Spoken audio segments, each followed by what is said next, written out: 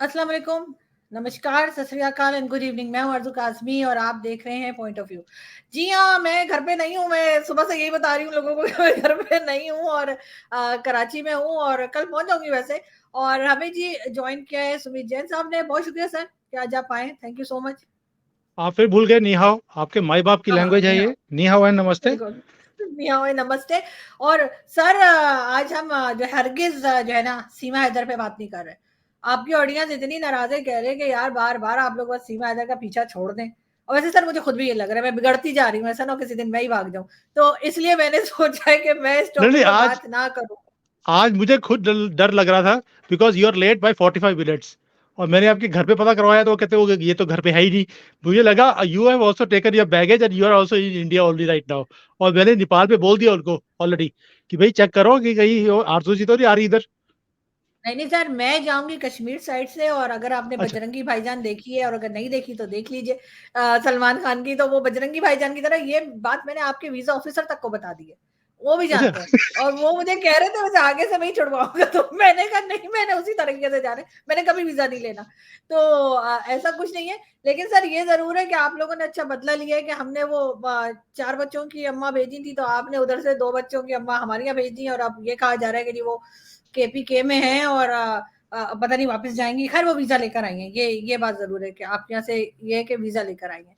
मगर सर देखिए खैर हम बा जी, अर्जुन जी देखिए, मोदी जी ने बोला था मैं उसी भाषा में जवाब देना जानता हूँ। तो आपको हाँ। जवाब मिल गया अब। अब आप ये प्रॉब्लम आप सँभालिए, आइदर तो ये एक्सचेंज होगा, वरना ये दोनों प्रॉब्लम दोनों तरफ रहेंगी। ये जब तक आप अपना सामान नहीं लेके जाते, हमारा सामान वापस हम नहीं लेंगे। Very simple. लेकिन सर देखिए ना दोनों कंट्रीज़ में बातचीत होनी चाहिए, दोस्ती होनी चाहिए। अब हम लोग इस लेवल पर आ गए हैं कि लोग इस तरीके से भाग-भाग के इधर-उधर जा रहे हैं, तो सर अब मेरा ख़्याल है कि अब कहीं न कहीं रुक कर और सोचना चाहिए कि कुछ नहीं तो सर टूरिस्ट वीज़ा ही दे दीजिए, ऐसा कुछ करते हैं। लेकिन मुझे एक एक चीज़ और बताइए सर, आज हम जो बात करने लगे हैं वो है न्यूक्लियर एसिड्स पे, जो मैंने आपको बताया था और आप हैरान हो गए थे कि आज क्या हो गया, मेरी तबीयत ख़राब है। लेकिन सर मैं मेरी तबीयत ख़राब नहीं है, मैं ठीक हूँ। मैं असल में ये आपसे समझना चाह रही हूँ कि जो कहा जाता है पाकिस्तान में खास तौर से कि जी न्यूक्लियर एसिड्स हैं तो हम मजबूत हैं या हम बच गए हैं वरना तो पता नहीं भारत हमें खा गया होता। तो सर क्या वाकई में आप समझते हैं और भी कई कंट्रीज के पास न्यूक्लियर एसिड्स हैं, तो आपके ख्याल से उन कंट्रीज को भी क्या वो ज्यादा स्ट्रांग हो जाते हैं, क्या कोई अटैक नहीं कर सकता, मतलब कोई कोई किस्म की सिक्योरिटी जो है क्या वो मिलती है न्यूक्लियर एसिड से? आरज़ू जी देखिए, बहुत बड़ा इम्पोर्टेंट क्वेश्चन है and specially when it's coming from a Pakistani, ये और भी ज़्यादा इम्पोर्टेंट हो जाता है। कि क्योंकि आप न्यूक्लियर एसिड्स की बड़े आसानी से बात कर लेते हैं और पाव-पाव के भी आपके पास न्यूक्लियर एसिड्स हैं, तो इसका फ़ायदा क्या होता है? ये मेरा इसको देखने का 2 तरह से नज़रिया है। एक है nuclear acids as a security, दूसरा है सिक्योरिटी ऑफ न्यूक्लियर एसिड्स। दोनों में फ़र्क है। कैसे? जो पहला है न्यूक्लियर एसिड्स एज़ सिक्योरिटी, वो पाकिस्तान ने हमेशा ही इसको एज़ अ न्यूक्लियर जो बॉम्ब है, इसको एज़ अ सिक्योरिटी यूज़ किया है। भी आपने जब भी हिंदुस्तान से बात करी, हमसे पंगा मत लेना, हमारे पास न्यूक्लियर बॉम्ब है, बोलते हैं आपके वहाँ पे लोग। और हिंदुस्तान में बात करेंगे, तो हम बात करते हैं कि सिक्योरिटी ऑफ न्यूक्लियर एसेट्स, कि हम्म। पाकिस्तान के पास न्यूक्लियर एसेट्स हैं, उसकी सिक्योरिटी क्या है? क्योंकि वहाँ से अगर वो इन्फिल्ट्रेट हो गए, उग्रवादियों के हाथ में लग गए, तो हमारा कंसर्न डिफरेंट है, आपका डिफरेंट। हमारा कंसर्न है, आपकी पावर है न्यूक्लियर एसेट। सो दोनों में फ़र्क है। नाउ एज़ फार एज़ आप यूज़ कैसे करते हो? इसके कई पहलू हैं, जो मैंने नोट कर रहे हैं knowing Pakistan and studying Pakistan for like 20-30 years now, कि पाकिस्तान ने इसको हमेशा एज़ अ टूल यूज़ किया है। टूल कैसे? एक तो आपको ब्लैकमेल करने की आदत है, उसके आपको डॉलर मिलते हैं पूरे वर्ल्ड से। तो आप जैसे दुनिया को किसी को भी डराना होता है कि हमसे पंगा मत लेना, हमारे पास न्यूक्लियर बॉम्ब है। अगर आपको पैसे नहीं मिलते आईएमएफ से, तो आपके लोग बोलना शुरू हो जाते हैं कि अगर न्यूक्लियर बॉम्ब जो है वहाँ पे फेंक दो आईएमएफ के ऊपर, डराओ उनको, वहाँ से न्यूक्लियर बॉम्ब पैसे मिल जाएँगे, डॉलर मिल जाएँगे। सो इधर चलो लाइटर मोड पे बात दूसरी है, जो आपके लोग वहाँ पे करते रहते हैं, क्योंकि आपके वैसे भी जो पॉलिटिशियन जनरली डब्बू टाइप्स हैं, तो उसके ऊपर बात करने का फ़ायदा नहीं है। हम जो सीरियस बात करते हैं, क्योंकि हम वैसे भी सीरियस टॉक्स ही करते हैं आपके साथ। तो जो न्यूक्लियर बॉम्ब्स हैं, दे आर अ डेटरेंट, जहाँ पर क्या होता है कि जैसे सपोज़िंग अगर आपके पास न्यूक्लियर बॉम्ब नहीं होता, लेट्स टेक एन एग्ज़ाम्पल, तो आपको हमेशा डर लगा रहता कि यार इतना बड़ा कंट्री है इंडिया, ये कभी भी आपके ऊपर अटैक कर सकता है, आपको टेक ओवर कर सकता है, या अपने अपनी जो हमारी जो जमीन है जो आपके कब्जे में है वो हम कभी भी ले सकते थे। तो ये डर आपको हमेशा रहता। एंड अब दूसरी तरफ से इंडिया ऑल्सो फील्स कि भाई उनके पास न्यूक्लियर एसेट्स हैं आपके पास, तो हमें पंगा नहीं लेना चाहिए। आप भी ये सोचते हैं कि इंडिया के पास न्यूक्लियर बॉम्ब्स हैं, हमें पंगा नहीं लेना चाहिए। तो एक स्टेबिलिटी भी है, डर भी है, उससे लड़ाइयाँ कम भी होती हैं। तो एक तो ये है कि दोनों तरफ से बैलेंस भी रहता है कि भई हमें ये चीज़ नहीं करनी चाहिए, दूसरे के पास बॉम्ब है। दूसरा क्या है कि एक थोड़ा-सा ऑटोनॉमी भी आती है। भी जैसे अब पाकिस्तान है, पाकिस्तान इतनी गलतियाँ करता है दुनिया में, आपको मालूम है सब जगह पे इनकी क्या-क्या गलतियाँ ये करते हैं। बट कहीं न कहीं हुँ, जो फॉरेन की जो पॉलिसीज़ हैं आपकी, उसमें आपको ऑटोनॉमी भी मिलती है। दूसरे हुँ, बोलते हैं कि भई इनके पास न्यूक्लियर एसेट्स हैं, पंगा नहीं लो। जैसे नॉर्थ कोरिया है, अब नॉर्थ कोरिया के पास एक एक रोग जिसको हम बोलते हैं कंट्री है, लेकिन क्योंकि उसके पास न्यूक्लियर बॉम्ब्स हैं या कुछ भी है, तो उसके कारण दुनिया पंगा भी लेती नहीं है, और उनकी जो फॉरेन बेशक वो उनकी फॉरेन पॉलिसी है या नहीं है, लेकिन एक इंडिपेंडेंस तो है ना। अब कई ऐसी कंट्रीज़ हैं, बड़े-बड़े कंट्रीज़ हैं वेस्टर्न वर्ल्ड में जिनके पास न्यूक्लियर बॉम्ब्स नहीं है, पावर्स नहीं है, वो कहीं न कहीं वेस्टर्न पावर्स के नीचे लगी रहती हैं, दबी रहती हैं, because they don't have any power to show. तो ये एक ऑटोनॉमी का भी एक टूल है, जिसको मैं देखता हूँ हमेशा ही कि जिस-जिस कंट्री के पास ये चीज़ें हैं, वो कहीं न कहीं अपनी पॉलिसीज़ को इंडिपेंडेंटली रखते भी हैं, और अपनी एक दबदबा भी, एक कहते हैं कि अपना फोर्स दिखाना कि पंगा मत लेना, नहीं तो बॉम्ब आ जाएगा, तो वो चीज़ भी हुँ। है। सर ये तो वैसे ही ना जैसे वो चुप हो जाओ नहीं तो गब्बर आ जाएगा, वो वाली हाँ, चीज़ वो है। है। लेकिन सर लड़ाई झगड़े जो हैं आपके ख़्याल से क्या इसके बगैर नहीं रोके जा सकते न्यूक्लियर एसिड्स के बगैर? क्योंकि यही पैसा जो लगाया जाता है हमारे यहाँ तो ख़ैर ये कहा गया था कि जी हम घास खाएँगे लेकिन एटम बम बनाएँगे। अब हम वाक़ई में घास खा रहे हैं। तो वो मतलब हमने बहुत सीरियसली लिया उस स्टेटमेंट को। और इसी तरीके से हमारे यहाँ ये भी कहा जाता है, बहुत से लोग कहते हैं, सिर्फ़ मैं नहीं बहुत से दूसरे लोग भी कहते हैं कि हम न्यूक्लियर एसिड्स का जितनी हिफाज़त कर रहे हैं, उतनी शायद वो हमारी नहीं कर रहा। हमें हर वक़्त यही रहता हुँ, है कि कहीं इसके हाथ ना लग जाए, उसके हाथ ना लग जाए। लेकिन कहीं न कहीं लोग बदल रहे हैं, जो आम पब्लिक है उसकी सोच भी बदल रही है। तो लीडरशिप भी की सोच भी जो है वो आपको लगता है चेंज होगी और ये पैसा जो हम लोग हथियारों में लगा रहे हैं, हम लोग तरह-तरह की चीज़ें बनाने में एक-दूसरे को नुकसान पहुँचाने के सिर्फ़ इंडिया पाकिस्तान की बात नहीं हो रही, मैं पूरी दुनिया की बात कर रही हूँ। तो हुँ। वही पैसा क्या लोगों के ऊपर लगाना बेहतर नहीं होगा स्पेशली ये साउथ एशिया और एशिया की कंट्रीज़ को? आशु जी, इसको थोड़ा-सा पहले माइक्रो लेवल पे लेके जाते हैं क्वेश्चन को, फिर मैक्रो पे लेके जाते हैं। पहले बात करते हैं इस खित्ते की। खित्ते में जैसे इंडिया, पाकिस्तान है, ये 2 ही कंट्रीज़ हैं जिनके पास न्यूक्लियर बॉम्ब्स इस एरिया में हैं। अभी चाइना को एक्सक्लूड कर देते हैं हम लोग, ठीक है? अब आप देखिए इंडिया, पाकिस्तान के पास न्यूक्लियर एसेट्स हैं आज की डेट में। अब आपने कभी भी नोट किया होगा कि इंडिया से कभी भी ये स्टेटमेंट नहीं आती कि हम पाकिस्तान के ऊपर न्यूक्लियर बॉम्ब फेंक देंगे। आपने कभी भी ये स्टेटमेंट ना तो पब्लिक से सुनी है, ना किसी पॉलिटिशियन से सुनी है, ना किसी आर्मी वाले से सुनी है। You will never hear this statement. जबकि आपके वहाँ से पब्लिक भी बोलती है, पॉलिटिशियंस भी बोलते हैं, आर्मी वालों को मैंने सुना नहीं है, लेकिन वो भी बोलते होंगे, और एंड देयर सेंटिमेंट्स तो वही हैं पूरे कंट्री के अंदर कि हमने हिंदुस्तान के ऊपर न्यूक्लियर बॉम्ब फेंकना है। तो अगर आप बोलें कि इसका फ़ायदा क्या है, तो आप समझ सकते हैं कि as far as India is concerned, हमने न्यूक्लियर बॉम्ब और न्यूक्लियर जो पावर है, इसको कैसे यूज़ करना है अपनी कंट्री के लिए, उसके लिए इस्तेमाल किया। आपने उसको रखा हुआ है सिर्फ़ इसलिए कि दुश्मनी में हम दूसरे को बर्बाद कर दें, क्योंकि हम तो आबाद हो नहीं सकते। आपने सोचा ही हुआ है कि हमने डेवलपमेंट के ऊपर कोई काम नहीं करना। I am surprised you have a very good hotel also there. मुझे लगता था कि ऐसा कुछ होगा नहीं वहाँ पर। लेकिन as far as Turkey is concerned, Turkey के ऊपर कभी भी पाकिस्तान ने ना तो अपना अच्छा सोचा, ना दूसरे का अच्छा सोचा कभी भी। So there is a difference in mentality. ये शायद पढ़ाई-लिखाई का फ़र्क है, या जो मदरसा में जो पागलपन का रस पिलाते हैं उसका असर है। I don't know what is the problem. लेकिन एक एक रिस्पांसिबल कंट्री हमें बनना पड़ेगा इस चीज़ के लिए। जो आप कह रही हैं कि ये पैसा तरक्की पे लग सकता था, हिंदुस्तान ने कभी भी इस रेस में नहीं गए। Yes, we have a nuclear bomb, but that is only to show. मुझे लगता नहीं कि हिंदुस्तान कभी भी इसको यूज़ करना चाहेगा। लेकिन हमने न्यूक्लियर पावर के ऊपर बहुत काम किया है, और न्यूक्लियर हम जो ये पावर स्टेशंस है और है, इसके ऊपर भी काम करते जा रहे हैं। हमारे पास काफ़ी ज़्यादा यहाँ पर न्यूक्लियर प्लांट्स हैं। अब आपने जो है थोड़ा-सा अभी तरक्की के ऊपर सोचना शुरू किया, बिकॉज़ आपके इलेक्शंस आ रहे हैं। तो उससे पहले आपको पैसे चाहिए थे अपने पॉलिटिशियंस को। उन्होंने अनाउंस कर दिया कि हम न्यूक्लियर प्लांट लगा रहे हैं एक और। मैंने देखा था वो अपनी कब्र भी खोद रहे थे सारे लोग प्लांट लगाने के लिए। कब्र थी, किसकी थी? क्योंकि मैं कब्र इसलिए बोल रहा हूँ क्योंकि जो जो प्लांट लगाने के लिए वो खड्डे कर रहे थे, सबके नाम लिखे थे। लेकिन शहबाज शरीफ का नाम नहीं था, तो उनके नाम के आगे जहाँ पे वो खड्डा कर रहे थे अपने लिए, उसमें उनका नाम नहीं था, बाकी सबके आगे नाम था। तो आई कुड अंडरस्टैंड कि भी ये जो खड्डे हैं सबके लिए सर हैं, ये हमारे उनके यहाँ लिए नहीं है। प्लांट लगाते हुए नाम लिख दिया जाता है, जिसने भी प्लांट हाँ, लगाया तो है वही कह उसका रहा हूँ नाम होता कि है। शहबाज शरीफ का नाम नहीं था वहां पर, वहां पे सबके नाम थे, शहबाज शरीफ का नाम नहीं था। दैट मीन्स खड्डे में बाकी सबको डालने वाले हैं, इनको नहीं डाला जाएगा। तो अगला प्रधानमंत्री कौन सी फैमिली से आने वाला है, थोड़ा सा हम समझ सकते हैं कि कौन आने वाला है। तो as far as nuclear bombs are concern, yes, nuclear bombs एक सिर्फ दिखाने के लिए है। इट्स वन टाइम इन्वेस्टमेंट, बार बार बनाते जाएंगे, जैसे आप तो वहां पे रोज ही बनाते जाते हो, एवरी ईयर वी हियर कि 10 15 20 आपने न्यूक्लियर बॉम्ब्स और इंक्रीज कर लिए। Now this is madness. आपको 150 200 न्यूक्लियर बॉम्ब्स की जरूरत नहीं है। आपने किससे लड़ाई कर रही है? एक ही तो कंट्री जिससे लड़ाई कर रही है, बाकी सबसे तो आपकी दोस्ती है ही है, क्योंकि आपने पैसे लिए हुए हैं सबसे। तो सब आपके लिए दुआ भी करते हैं कि आप आपको लोग भी कुछ दे हो ना। देना सर, ऐसा क्या टेंशन है, आप लोग भी दे है, दें, कहानी खत्म करें। आप आपने लोग भी दे मांगे ही नहीं देंगे, कभी भी। टेंशन खत्म आपने, करें। आप मांग मांगिए तो सही, आप मांगिए हाँ तो सही, हम तो देने को तैयार है पैसे सर, आपको, सारी आप मांगे। दुनिया से मांगेंगे हम, पूरी दुनिया में कटोरा लेके फिरेंगे, लेकिन आपके पास नहीं आएंगे, ये याद रखिएगा। तो इसलिए तो आपको ये खुद ही देखो, देना ये पड़ेगा आपकी सर, ईद बकरा ही सर, सलामी वलामी और ईदी वीदी कुछ भेज दिया करें, ऐसी क्या टेंशन है।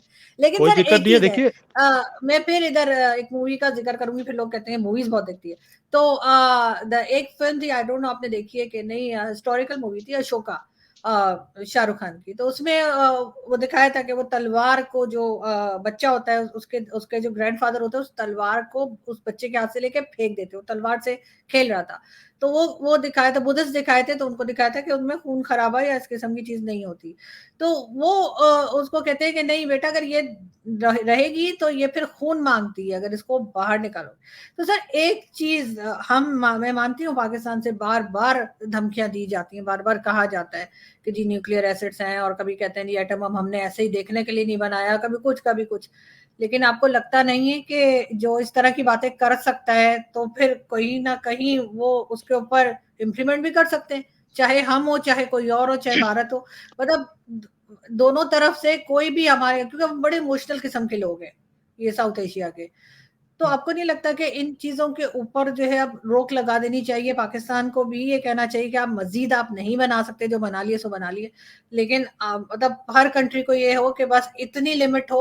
उसको जाहिर है अमेरिका या कोई बड़ी कंट्री कह सकती है कि बस ठीक है, आपने 200 बना लिए, बहुत है। तो कोई रोक होनी चाहिए इसके ऊपर। देखिए आरजू जी, ये सारे नॉर्म्स हैं, लेकिन रोक हम्म। तब लगेगी जो रोक लगाने वाला है, जो प्रेशर डाल सकता है, अगर पहले वो खुद रोक लगाए। जब अमेरिका ही रोक नहीं लगा रहा अपने अपने न्यूक्लियर बॉम्ब्स को बनाने में और एक्सपैंड करने में, तो दूसरों को कैसे बोलेगा? भी जब अगर आप खुद घर में सारा टाइम टीवी देखते हैं और अपने बच्चे को बोले कि तुम टीवी नहीं देखो, तुम्हारे लिए अच्छा नहीं है, तो he will not listen to you. तो वही चीज इसमें भी है, जब तक वो खुद रोक नहीं लगाते, वो रोक लगा नहीं सकते, क्योंकि वो खुद एक कोल्ड वॉर में है, कभी वो रशिया के साथ है, कभी वो चाइना के साथ है, कभी किसी के साथ है। और इसलिए वो हमें भी, ना आपको ना हमें, वो रोक लगा नहीं सकते। इशू इस बात का है। यस, रोक लगनी चाहिए। दे वांट कि नई कंट्रीज के पास तो आई नहीं, जैसे ईरान है, ईरान के पास न्यूक्लियर बॉम्ब नहीं आए, लेकिन जिनके पास है वो बढ़ाते बढ़ाते जा रहे हैं अपने। अब आप देखिए, पाकिस्तान के पास पैसे की कमी है आज की डेट में, इसमें कोई ढकी हुई बात नहीं है। लेकिन आप उस पैसे को जो आप कंट्री की तरक्की के लिए लगा सकते हो, हर एक साल वो न्यूक्लियर बॉम्ब्स को बनाने में लगाई जाती है, विच इज मैडनेस। मैं पहले बोल रहा हूं आपको, नहीं चाहिए, इतने बॉम्ब्स की जरूरत नहीं है आपको, लेकिन आपको शौक है कि पहले 5 किलो का था, फिर तो 1 किलो का हो गया, 500 ग्राम का, अब 250 250 ग्राम की भी आपके पास न्यूक्लियर बॉम्ब आने शुरू हो गए हैं। सो अगर आप ऐसी मैडनेस से काम करते रहोगे, उससे क्या होगा? You are going to create a problem for yourself only. और मैं क्यों बोल रहा हूं इसको? देखिए, 20 साल पहले आपने सो कॉल्ड वर्ड यूज कर रहा हूं, वॉर ऑन टेरर में आपने साथ हम्म। दिया, आपने जी। मुजाहिदीन खड़े किए, टीटीपी खड़ा हम्म। किया। ये खड़ा किया था आपने as a war deterrent. Secondly, उसमें से कुछ एलिमेंट्स निकाल कर आपने इंडिया को भी तंग किया। आज आप देखिए, वो चीजें आपको ही तंग कर रही हैं। हम तो बड़े पीसफुली अपनी कंट्री में रह रहे हैं, हमने जो इनको इनको रोकना था, इनको 72 हुरों के पास भेजना था, हमने वो काम कर दिया। अब आपके पास इतना भी पावर नहीं है कि आप इनको 72 हुरों के पास भेज सके, वो आपको भेज रहे हैं 72 हुरों के पास। आप सोच के देखिए, जो आपने दूसरों को तंग करने के लिए शुरू की थी चीज, वो आपको ही तंग कर रही है। न्यूक्लियर एसिड के साथ भी मुझे लगता है, जैसे आपकी कंट्री में वीकनेस है, देखिए, न्यूक्लियर एसिड्स को सेफगार्ड करना भी अपने आप में बहुत बड़ी चीज है।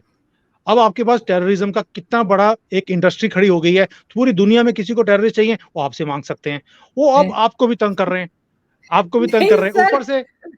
सर हम टेरर सेल नहीं कर रहे, क्या बात कर रहे हैं सर?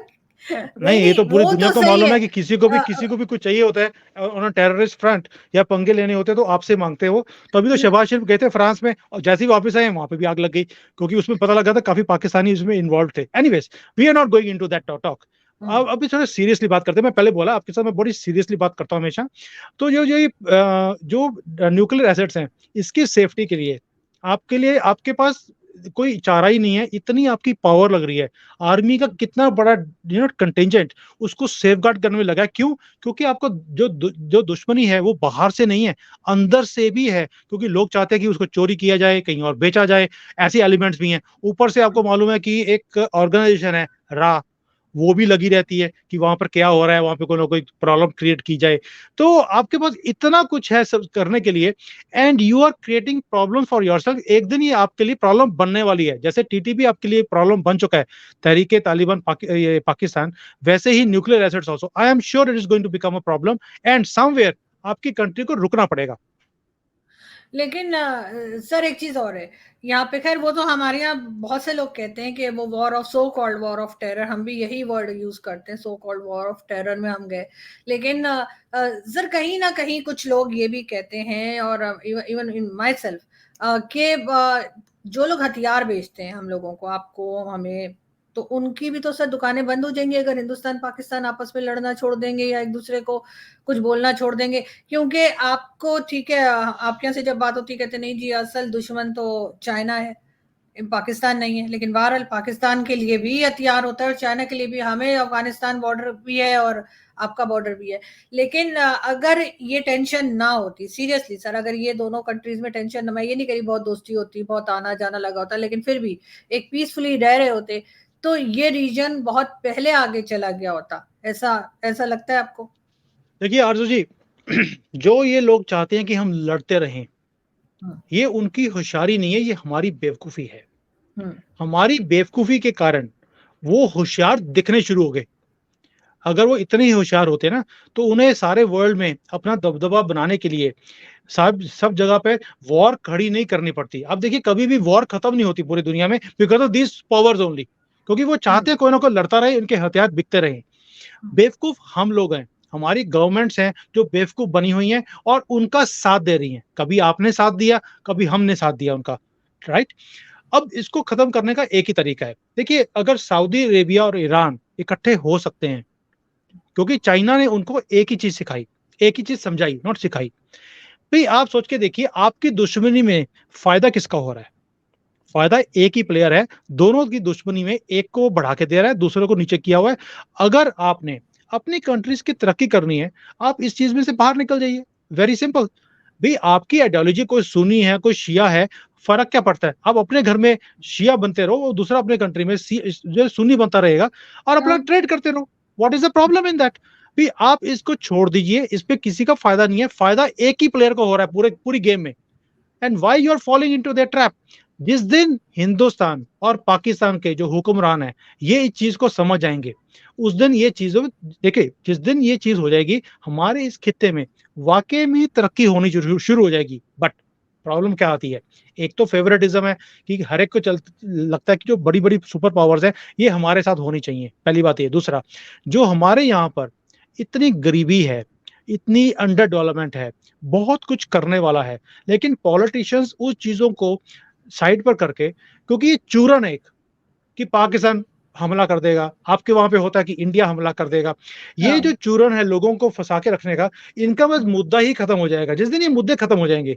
आप सोच के देखिए, आपके पास मुद्दा क्या है फिर? आप ये पूछेंगे कि मेरी सड़कें क्यों नहीं है, मुझे बिजली 24 घंटे क्यों नहीं आ रही, मेरा पानी क्यों नहीं है, मेरी भी डेवलपमेंट क्यों नहीं है, मेरी इंडस्ट्री कब लगेगी, जॉब्स कब आएंगी, मेरे जो इतने एक्सपेंसेस बढ़ रहे हैं, ये जो ये क्या कहते हैं इसको, ये चीजें महंगी होती जा रही हैं, ये कम कब होंगी। Then you will start asking for those things. लेकिन अगर आपको डर में बिठाया जाएगा कि हिंदू आ जाएगा, हिंदू हमें खा जाएगा, हिंदुस्तान अटैक करने वाला है, देन आप देखिए, कहीं ना कहीं we are sentimental for our countries also. आप पाकिस्तान के लिए हैं, मैं हिंदुस्तान के लिए हूँ। इवन दो मैं हिंदुस्तान से बाहर रहता हूँ, फिर भी मेरा दिमाग में हमेशा होता है कि हिंदुस्तान कैसे तरक्की करे। You understand that? तो हमारे हुक्मरानों के पास वो फिर चूरन बेचने के लिए नहीं होगा, जिसके कारण वो इलेक्शंस को जीतते हैं। तो ये मल्टीपल इश्यूज है जिसके कारण ये चीजें पनप रही हैं। अदरवाइज अगर ये मैडनेस खत्म हो जाए, बहुत तरक्की हो सकती है। और जो ये आर्म्स रेस है, अब हम इतने हथियार खरीद रहे हैं, आपको क्या लगता है ये सिर्फ चाइना के कारण है? नो, ये पाकिस्तान के लिए भी है। बिकॉज़ हमें कहीं न कहीं लगता है कि पाकिस्तान और चाइना दोनों इकट्ठे मिलके हमें अटैक करने की कोशिश कर सकते हैं। बिकॉज़ चाइना अकेला भी कुछ नहीं कर सकता, पाकिस्तान अकेला तो वैसे ही कुछ नहीं कर सकता। लेकिन दोनों इकट्ठे मिल जाएँगे, एक बड़ी फोर्स बन सकते हैं। तो we have to take care of both the sides.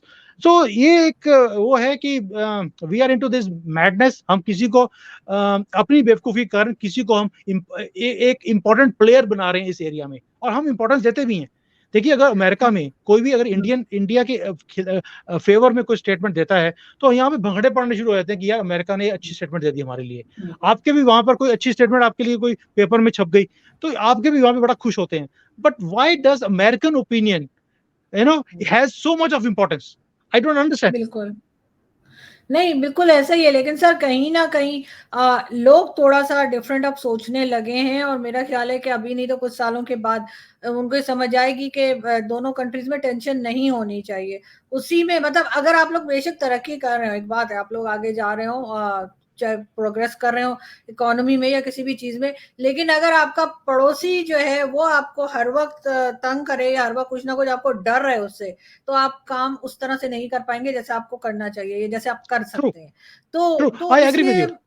हाँ, और दूसरी तरफ पड़ोसी का भी कोई फ़ायदा नहीं है, क्योंकि वो खुद अपने काम पे कॉन्सन्ट्रेट करने के बजाय जो है वो सिर्फ़ इसमें लगा हुआ है कि मैं इसको कैसे गिरा दूँ। तो वो चीज़ जो है वो ख़त्म होनी चाहिए, और जैसे मैं देखती हूँ कि जब लोग मिलते हैं आपस में, हिंदुस्तानी, पाकिस्तानी, चाहे किसी और कंट्री में मिले, इवन शोज़ में मिले, तो बहुत अच्छे से मिलते हैं, और मेरा ख़्याल है कहीं न कहीं थोड़ी-सी होप होनी चाहिए कि कहीं हम जाके बेहतर हो सकते हैं। देखिए, थैंक मुझे यू सो लगता है मच सर। जैसे ये जी। अंजू है और आपकी सीमा है, दोनों ने अपनी-अपनी सीमाएँ लाँघ लाँघ दी हैं। तो ये एक्सचेंज तो शुरू हो गया, जो आप पहले बात कर रही थी कि दोनों में एक्सचेंज होना चाहिए। एक्सचेंज तो शुरू हो गए हैं, वो इलीगली हुए या लीगली हुए उसका मैटर नहीं है, बट ये एक्सचेंज शुरू हो गया है। दैट मीन्स कि हमें भी कहीं लगता है, लोगों को लगता है कि ये गवर्नमेंट से नहीं हो पाएगा, ये हमें ही कोई ना कोई जिम्मा लेना पड़ेगा अपने हाथ पे। सो एट लीस्ट चलो लेडीज़ ने लीड लिया है, इज़ गुड।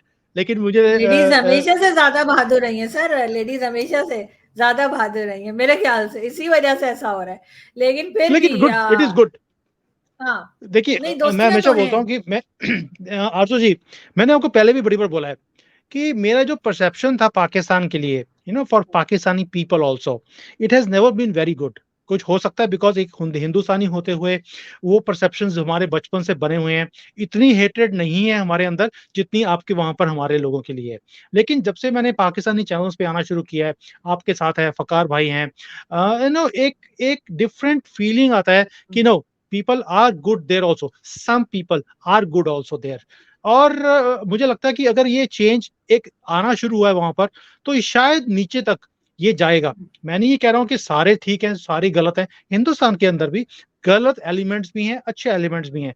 उनमें से मैं भी आता हूँ। वो आप देख सकते हैं कौन-सी कैटेगरी में आपने मुझे डालना है। लेकिन देखिए, दोनों तरफ ऐसा है, and I now I have started seeing there is goodness also in Pakistani people also, and मज़ा आता है उनसे बात करके। लेकिन बाय चांस की बात है कि मैं जैसे बाहर रहता हूँ, जब भी मैंने कोई पाकिस्तानी एग्ज़ाम्पल्स देखे हैं, चाइना के अंदर भी, वो यहाँ पर भी इस्लाम का झंडा गाड़ने की कोशिश करते हैं। थोड़ा-सा अजीब लगता है कि why do you do it? आपको हैरानी होगी, जब मैं वहाँ पे जाता हूँ, दुबई जाता हूँ मैं, मेरे वहाँ पे मेरा अपना ऑफ़िस भी है वहाँ पर। तो जो जनरली मुझे लेने आता है, वो हमेशा मेरा एक ड्राइवर है, वो पाकिस्तानी है, and he is so good. मेरा कोई परमानेंट नंबर नहीं है दुबई का, मैं हमेशा टेम्परेरी नंबर लेके जाता हूँ, और जब भी मैंने कॉल किया उसको, हमेशा नए नंबर से, in my first ring he says, "Jain साहब, आप वापस आ गए हो दुबई में?" देखिए, even if I go after 2 years, he remembers my name and only from my voice also, and he really really takes very good care of me. So अच्छे examples भी हैं, बुरे भी हैं, लेकिन कई बार बिल्कुल, क्या होता है कि जो अच्छाई है ना, वो हमें कम याद रहती है। हमें जो हाँ। बुराई दिखती है, हम उसको बार-बार सोचते रहते हैं, तभी जो इंडियन मीडिया वाले हैं, वो उनकी दुकान चल रही है। बिल्कुल ऐसा ही है, लेकिन सर वही वाली बात है कि अच्छे-बुरे दोनों तरह के लोग होते हैं, लेकिन अगर हम देखें तो अच्छे लोग ज़्यादा होते हैं, और जो यस, बुरे लोग या कहें जो बैड कमेंट्स भी अगर हम पढ़ें ट्विटर पे या यूट्यूब पे, तो हमें वो 200 कमेंट्स नजर नहीं आते जो अच्छे होते हैं, जो दो जिसमें हमें गालियां पड़ी होती हैं, कहते हैं यार ये कौन है ना तो उनको उसे या तो रिमूव कर दो या ब्लॉक कर दो। मुझे तो आजकल पता नहीं क्या हुआ, 1 वीक हो गया डेली के हिसाब से 3-4 गालियां पड़ रही हैं। तो मैं यही कह रही थी कि हम उस पे ज्यादा कंसंट्रेट करते हैं, लेकिन ये कि कहीं ना कहीं अच्छाई की उम्मीद है और होनी भी चाहिए। आप जैसे लोग हैं और आपसे भी मिलके बहुत अच्छा, बात करके बहुत अच्छा लगता है, और यकीनन बहुत सारे लोग ऐसे होंगे जो भारत में आप जैसे होंगे, और होने भी चाहिए। Thank you so much sir कि आपने आज ज्वाइन किया, बहुत शुक्रिया। Thank you thank for you, your compliments. Thank you, thank you और सच बोला है सर मैंने, थैंक नहीं रही अच्छा, कभी आपसे लपेटा।